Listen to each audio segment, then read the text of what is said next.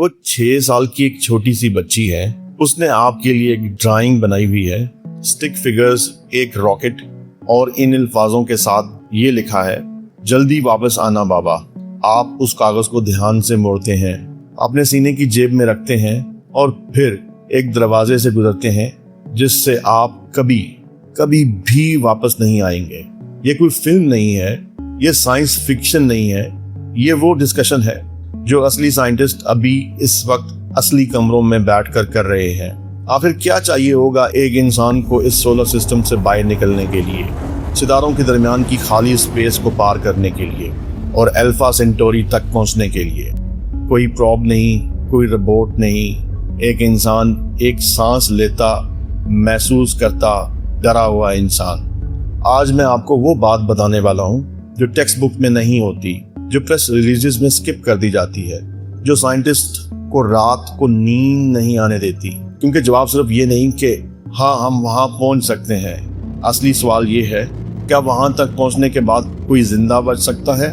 ज्यादातर लोग सोचते हैं चांद बहुत दूर है, कुछ सोचते हैं मार्स तो बस एक सपना है, लेकिन अल्फा सेंटोरी के सामने मार्स तो पास वाला एक मोहल्ला लगता है।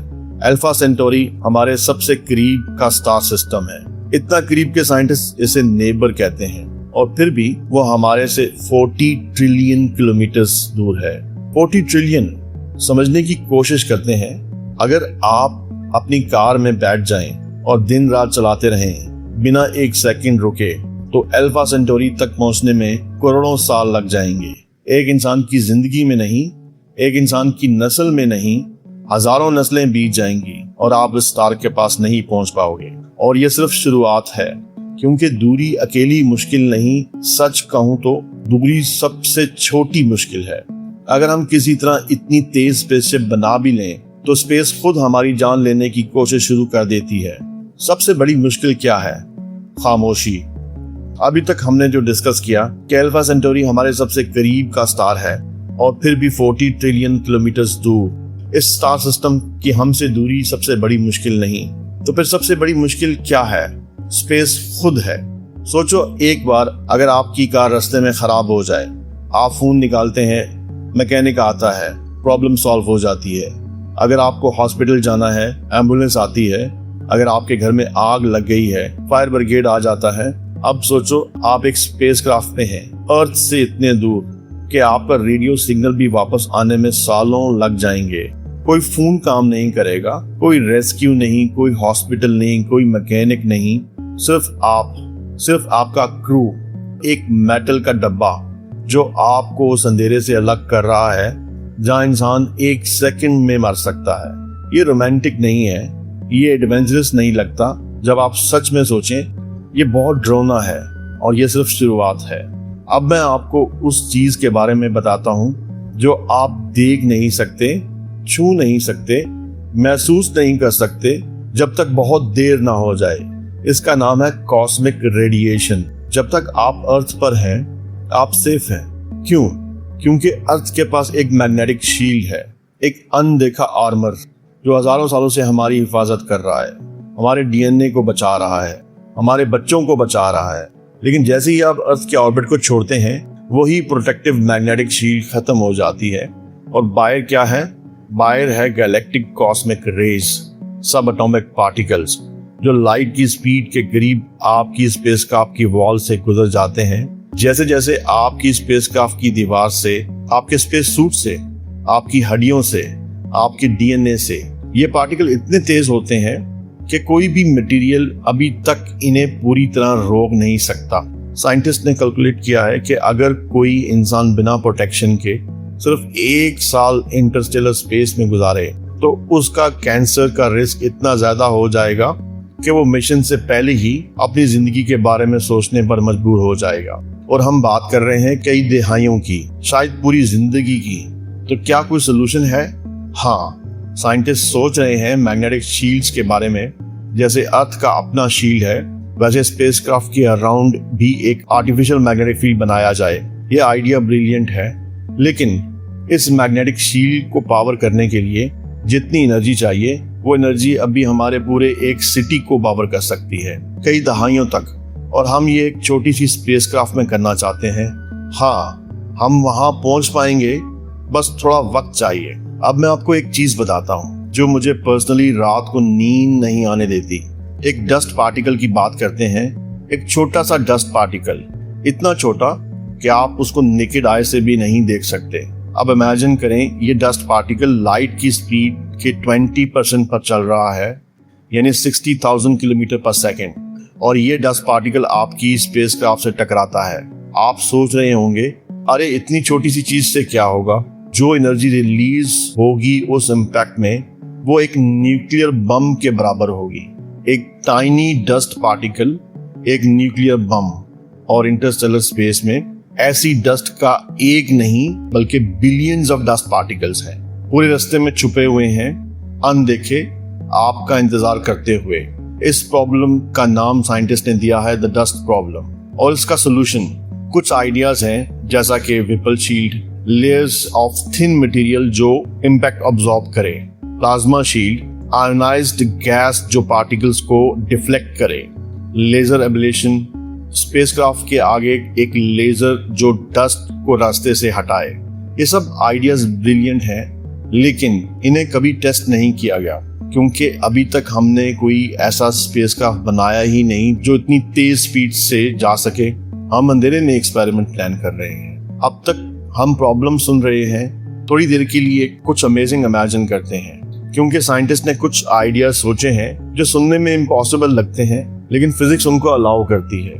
1950s में एक प्रोजेक्ट था, उसका नाम था प्रोजेक्ट ओरियन। आइडिया ये था, स्पेसक्राफ्ट के पीछे न्यूक्लियर बम्स ब्लास्ट करो, एक के बाद एक, और वो ब्लास्ट आपको आगे धकेलते रहेंगे। हाँ, आप सही सुन रहे हैं, न्यूक्लियर बम से चलती स्पेसशिप। और कैलकुलेशन के मुताबिक ये एक्चुअली काम कर सकता है। अल्फा सेंटोरी तक सिर्फ 133 साल में आप पहुंच जाएंगे। लेकिन फिर न्यूक्लियर टेस्ट मैन ट्रीटी आ गई और ये प्रोजेक्ट बंद हो गया। पॉलिटिक्स ने साइंस को रोक दिया। 2016 में स्टीफन हॉकिंग और एक बिलियनियर यूरी मिलनर ने मिला के एक प्रोजेक्ट अनाउंस किया, Breakthrough Starshot. Idea क्या था? एक बहुत छोटा स्पेसक्राफ्ट बनाओ, पोस्टेज स्टैम्प जितना छोटा, उस पर एक सेल लगाओ, फिर अर्थ पर एक जाइंट लेजर एरे बनाओ और उस लेजर की पावर से उस टाइनी स्पेसक्राफ्ट को लाइट की स्पीड के 20% तक एक्सेलरेट करो। अगर ये काम करे तो अल्फा सेंटोरी तक पहुंचने में सिर्फ 20 साल लगेंगे। ये साइंस फिक्शन नहीं, ये एक funded serious real life project था। अभी भी चल रहा है, लेकिन प्रॉब्लम्स क्या है? वो स्पेसक्राफ्ट पोस्टेज स्टैम्प जितना है, उसमें कोई इंसान नहीं जा सकता। उसमें सिर्फ सेंसर्स जा सकते हैं, कैमरास जा सकते हैं। इंसान भेजने के लिए हमें उस आइडिया को मिलियंस ऑफ टाइम्स बड़ा करना पड़ेगा, और वो लेजर जो इस टाइनी चिप को एक्सेलरेट करेगी, इंसान को भेजने के लिए उस लेजर की पावर को 100 गीगावाट्स करना पड़ेगा। हम सोच भी नहीं सकते कितनी पावर चाहिए। ये आइडिया सबसे पुराना है और शायद सबसे दर्दनाक भी। अगर हम स्पेसक्राफ्ट इतनी तेज नहीं बना सकते तो क्या करें?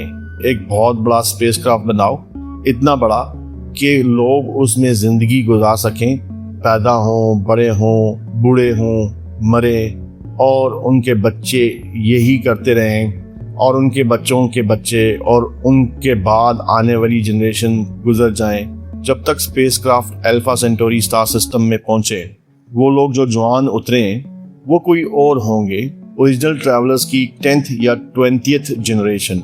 सोचो इसके बारे में। आप उस स्पेसक्राफ्ट में पैदा हुए, आपने कभी अर्थ नहीं देखी, आपको अर्थ के बारे में सिर्फ स्टोरीज में बताया गया। आपके दादा ने भी अर्थ नहीं देखी थी और ना ही उनके दादा ने। आप सिर्फ एक अंधेरी कन्फाइंड मेटल दुनिया को जानते हो और आपको किसी ने चॉइस नहीं दी थी। क्या ये एथिकल है? क्या हम अनबॉर्न बच्चों को एक ऐसे सफर में डाल सकते हैं जिसमें उनकी रजामंदी शामिल नहीं? ये सवाल साइंटिस्ट नहीं पूछ रहे, बल्कि फिलोसोफर भी इस पर बहुत डिबेट कर रहे हैं। अब मैं आपको कुछ ऐसा बताता हूँ जो जेन्युइनली माइंड ब्लोइंग है। आइंस्टाइन ने हमें एक चीज सिखाई जिसे हम टाइम डायलेशन कहते हैं। इसका मतलब क्या है? सिंपल वर्ड्स में, जितना तेज आप चलते हैं उतना स्लो आपका वक्त गुजरता है। अगर आप लाइट की स्पीड के 90% पर चल रहे हैं और आपका सफर डिकेड्स का है तो स्पेसक्राफ्ट के अंदर वक्त स्लोअर गुजरेगा। स्पेसक्राफ्ट में बैठे लोग शायद सिर्फ कुछ साल की जिंदगी महसूस करेंगे, लेकिन अर्थ पर कई दहाइयां गुजर जाएंगी। मतलब आप अल्फा सेंटोरी से वापस आते हैं, आपको लगता है कि 10 साल गुजरे हैं, आप अर्थ पर उतरे हैं। आपकी बेटी जो उस वक्त 6 साल की थी और जिसने आपको कागज पर लिख के दिया था जल्दी वापस आना बाबा, वो अब 60 साल की हो चुकी है और आप अभी 40 साल के ही लगते हैं। ये फिजिक्स है, ये रियल है और कोई भी आपको इससे नहीं बचा सकता। रेडिएशन, डस्ट, प्रोपल्शन, टाइम, इन सब के बाद हम अभी तक एक और दुश्मन की बात नहीं कर रहे। आपका अपना जिस्म एवोल्यूशन के जरिए बना है, मिलियंस ऑफ ईयर्स में ग्रेविटी के साथ रहने के लिए, अर्थ के एटमॉस्फेयर में रहने के लिए, सीजन्स के साथ जीने के लिए। लेकिन स्पेस में बॉडी कंफ्यूज हो जाती है। स्पेस में सिर्फ 6 महीने रहने के बाद एस्ट्रोनॉट्स की हड्डियां कमजोर हो जाती हैं, इतनी कमजोर जैसे एक 80 साल का बूढ़ा इंसान हो। मसल श्रिंक हो जाते हैं, आंखों पर प्रेशर बढ़ता है, कई एस्ट्रोनॉट्स की विजन परमानेंटली डैमेज हुई है, ब्लड फ्लो उल्टा होने लगता है सर की तरफ, दिल कमजोर होने लगता है, इम्यून सिस्टम धीरे धीरे काम करना बंद कर देता है। ये सब कुछ सिर्फ 6 महीने में होता है और हम बात कर रहे हैं 40 से 50 साल की। कोई भी इंसान इतने लंबे वक्त तक जीरो ग्रेविटी में रह के वापस नॉर्मल लाइफ नहीं जी सकता। अगर वो अल्फा सेंटोरी पहुंचे भी तो उनका दूसरे प्लेनेट पर चलना भी मुश्किल हो जाएगा। तो यहाँ तक हमने जाना कि स्पेस हमारे जिस्म को तोड़ देती है, रेडिएशन हमारे डीएनए को तोड़ देती है, वक्त हमारे रिश्ते तोड़ देता है, फिजिक्स हमारे दिमाग को तोड़ देती है। लेकिन मैंने अभी तक वो चीज़ नहीं बताई जो साइंटिस्ट को सबसे ज़्यादा डरा रही है। वो दुश्मन जो रेडिएशन से ज़्यादा खतरनाक है, डस्ट से ज़्यादा, जीरो ग्रेविटी से भी ज़्यादा, वो दुश्मन आप खुद हैं। जब इंसान सालों तक अंधेरे में बंद हो जाए तो उसका सबसे बड़ा दुश्मन स्पेस नहीं रहता, वो खुद अपना दुश्मन बन जाता है। और वो दुश्मन इंसान के अंदर उसकी फीलिंग्स हैं, उसकी तन्हाई। सोचिए, आप एक स्पेसक्राफ्ट में हैं, 10 साल, 20 साल, शायद 30 साल, रोज सुबह उठते हैं और वही दीवार देखते हैं, वही लोग, वही आवाजें, वही रूटीन।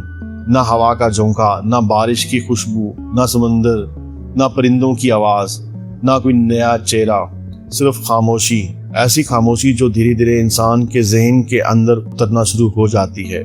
साइकोलॉजिस्ट का मानना है कि इतनी लंबी आइसोलेशन मिशन के लिए उतनी ही खतरनाक हो सकती है जितनी रेडिएशंस, क्योंकि स्पेसक्राफ्ट की दीवार टूटने से पहले शायद इंसान का हौसला टूट जाए। और इसीलिए कुछ साइंटिस्ट एक और अजीब सवाल पूछते हैं, क्या पहले सफर पर इंसान को जाना भी चाहिए या नहीं? सबसे पहले रोबोट्स को भेजना चाहिए? मशीन्स को ना नींद चाहिए, ना खाना, ना उन्हें घर की याद सताती है, वो तन्हाई से नहीं टूटते। और अगर मिशन फेल हो भी जाए तो इंसानी जान का नुकसान नहीं होगा। लेकिन अगर मिशन का मकसद ये नहीं कि आपने वहां पहुंचना है, बल्कि एक नई दुनिया में इंसानी जिंदगी को बसाना है, तो फिर आखिर इंसानों को जाना ही पड़ेगा। और यहीं से हमारी कहानी एक और मुश्किल सवाल की तरफ बढ़ती है। अगर हम अल्फा सेंटोरी तक पहुंच भी गए तो क्या हमें वहां कुछ मिलेगा? क्या एक सुनसान प्लेनेट मिलेगा? क्या एक नया घर मिलेगा? या कुछ ऐसा मिलेगा जिसके लिए इंसानियत अभी तक तैयार नहीं है? इस सवाल का जवाब इंसान तभी जान सकता है जब इंसान वहां पहुंच जाए।